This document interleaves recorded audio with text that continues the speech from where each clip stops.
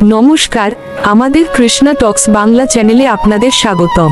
আজকের আলোচনা, শান্তির আসল উৎস কোথায়? থাম্বনেইলে আপনারা দেখছেন ঘরের গোপন কথা। আসলে এই ঘরের গোপন কথা হলো আমাদের জীবনের সেই অদৃশ্য সত্য। আমরা বাইরে শান্তি খুঁজি, অথচ অশান্তি শুরু হয় আমাদের নিজের হৃদয়ের ভেতর থেকে। পরিবারে, সমাজে, রাষ্ট্রে, যেখানেই হোক, মূল সমস্যা আমাদের ঘরের ভেতরকার হৃদয় থেকে।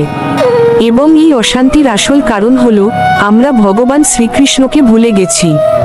আসুন আমরা চারটি মহাশাস্ত্রের আলোকে এই পরম সত্য উন্মোচন করি। প্রথম ভিত্তি, মালিকানা ভার্সেস সেবকত্ব। আমাদের প্রথম এবং সবচেয়ে বড় ভুল হলো মালিকানা বোধ। আমরা মনে করি এই পরিবার আমার, এই ঘর আমার, এই সম্পত্তি আমার। এই আমি ভাব থেকেই জন্ম নেয় আমাদের সব মানসিক চাপ এবং অশান্তি। ভগবান শ্রীকৃষ্ণ কিন্তু এর একটি স্পষ্ট সমাধান দিয়েছেন। ভগবদ্গীতাতে 5 অধ্যায় 29 নম্বর শ্লোক। তিনি বলছেন, ভোক্তারাম যজ্ঞতপসাং সর্বলোক মহেশ্বরম সুহৃদং সর্বভূতানাং জ্ঞানাতা মা শান্তিমৃচ্ছতি। এর সরল অর্থ হল, যিনি জানেন যে ভগবানই সমস্ত যজ্ঞ তপস্যার একমাত্র ভোক্তা, তিনিই সর্বলোকের অধিপতি এবং তিনি প্রতিটি জীবের সুহৃদ, কেবল তিনিই প্রকৃত শান্তি লাভ করেন। এই শ্লোকটি আমাদের ঘরের গোপন কথাটি ফাঁস করে দেয়। আর তা হলো, আমরা মালিক নই, আমরা সেবক। যেদিন আমরা এই ঘরের মালিকানা ভগবান শ্রীকৃষ্ণকে দিয়ে দেব, সেদিন আমাদের কর্তৃত্বের অহংকার শেষ হবে। আর যখন অহংকার শেষ, তখন কারোর সাথে আর প্রতিযোগিতা নেই, কোনো ব্যর্থতার ভয় নেই, সেখানেই শান্তির প্রথম ভিত্তি রচিত হয়। দ্বিতীয় ভিত্তি, শর্তাধীন প্রেম ভার্সেস অহৈতুকী ভক্তি। আমাদের দ্বিতীয় ভুল হলো শর্ত জুড়ে দেওয়া। আমরা শান্তি খুঁজি ফলাফলের ওপর শর্ত আরোপ করে। যদি আমার সন্তান ভালো রেজাল্ট করে, তবে শান্তি।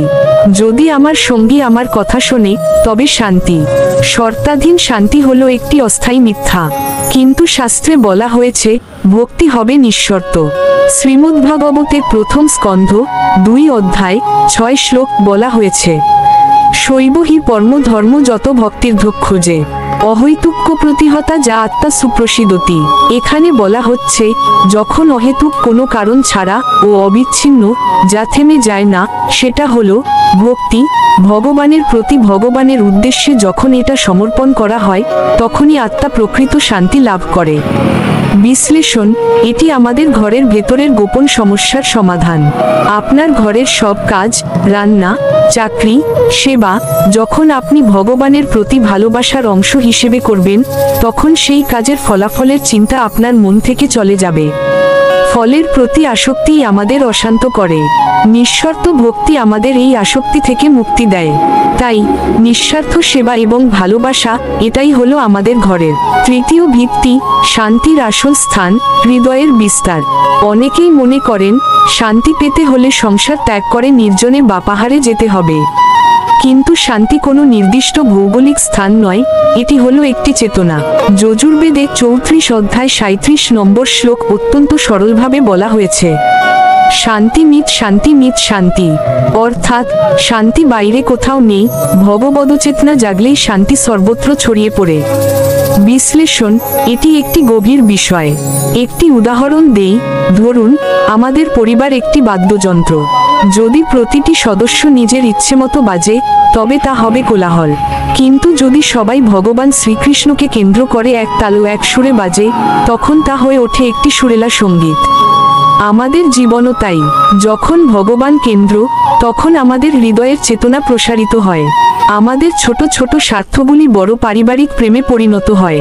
আর সেই প্রেম, সেই শান্তি রান্নাঘর থেকে শুরু করে আমাদের সমাজের প্রতিটি স্তরে ছড়িয়ে পড়ে। শান্তি বাইরে নয়, শান্তি আপনার হৃদয়ে। এটাই হলো তৃতীয় গোপন কথা। এখন চূড়ান্ত প্রশ্ন, এই এত কিছু করেও যদি আমরা ভুল করে বসি, যদি আবার অশান্তি ফিরে আসে, এই ভয় দূর করার জন্য আমরা স্মরণ নেব স্বয়ং ভগবান শ্রীরামচন্দ্রের। রামায়ণে শ্রীরামচন্দ্র লক্ষ্মণকে বলেছেন, যে ভক্তি সহকারে আমার স্মরণ নেয়, তার হৃদয় কখনো অশান্ত হয় না।